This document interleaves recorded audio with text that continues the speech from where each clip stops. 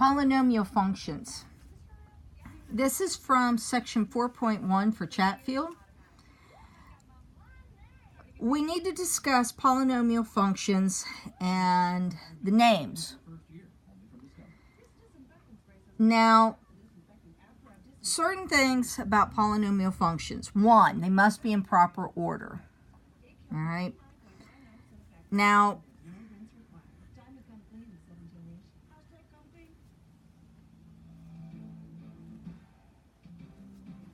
when I talk about names, I talk about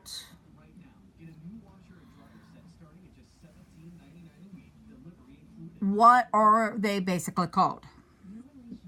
And it's described by their highest power. This one doesn't have a power, it's just a plain number. This guy is called a constant.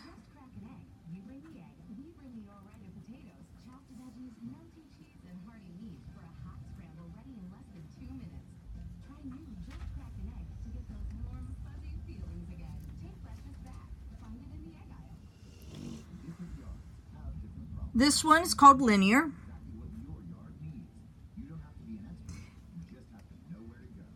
His highest power is a 1.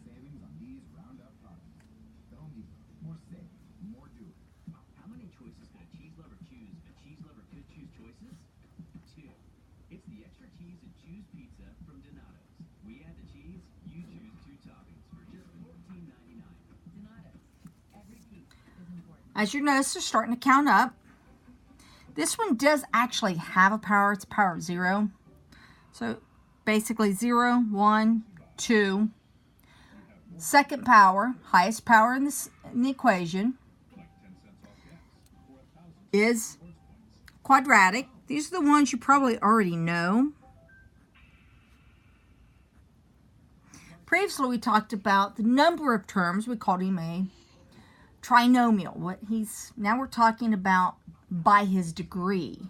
Now when I talk about degree, this is what I'm talking about. This is a first degree.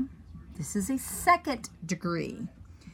It is the highest power of the polynomial function.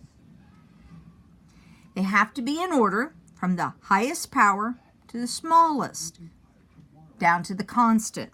If they're not in order, you have to put them in order. All right? So, of course, the next one.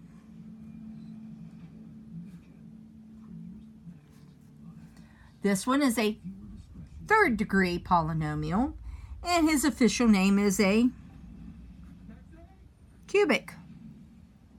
He has 2 terms, which we talked about previously.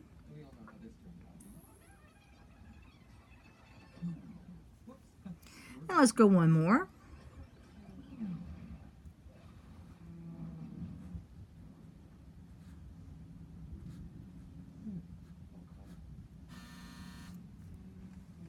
This is a 4th degree polynomial.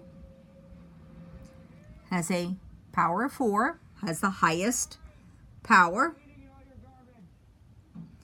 And his name is quartic.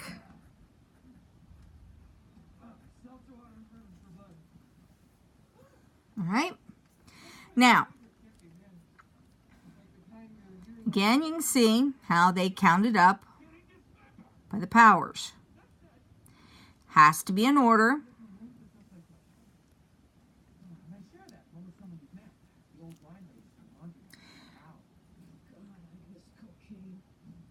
Now, what's the importance of the degrees? Well, one, it tells you the name of the function.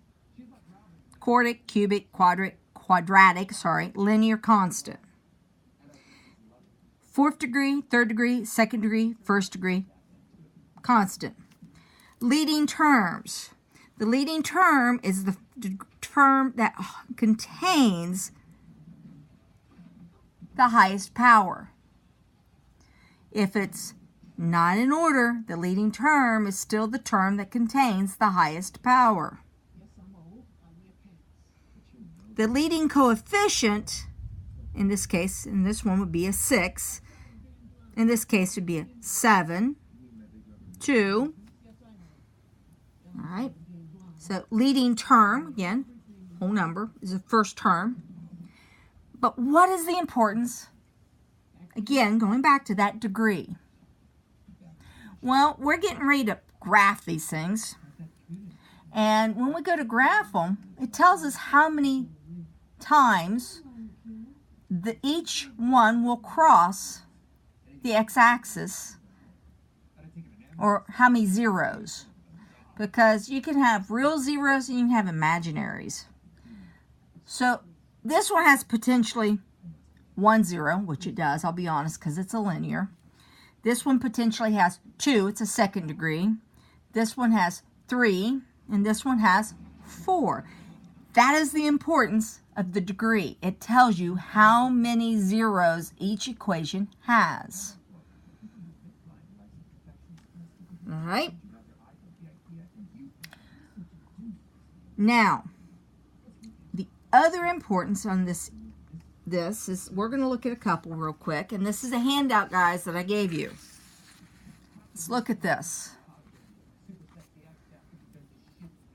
This one real quick. That would be what? The degree would be a 4th degree. The leading term would be a 2p to the 4th. The leading coefficient is a 2.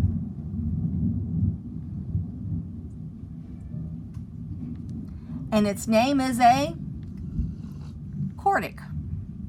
All right. Now remember I said naming it by the highest degree. I want to draw your attention to number 6.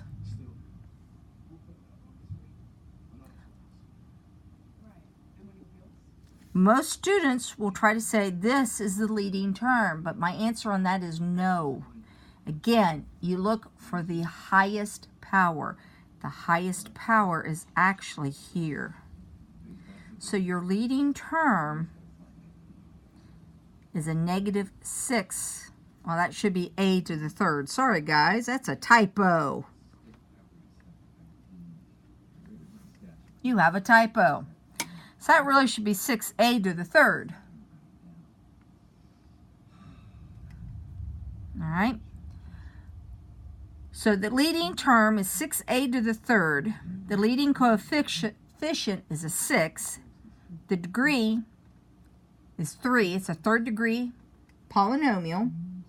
And its name is cubic. All right. Go ahead. Finish this. You can find the answers to this, because remember I told you guys, CUDA, the answers are out online. If you type in naming polynomials and Google it, you will find the answers to this worksheet. Okay? But this is naming polynomials, and keeping this short, I'm going to finish 4.1 about finding zeros and multiplicity in another video.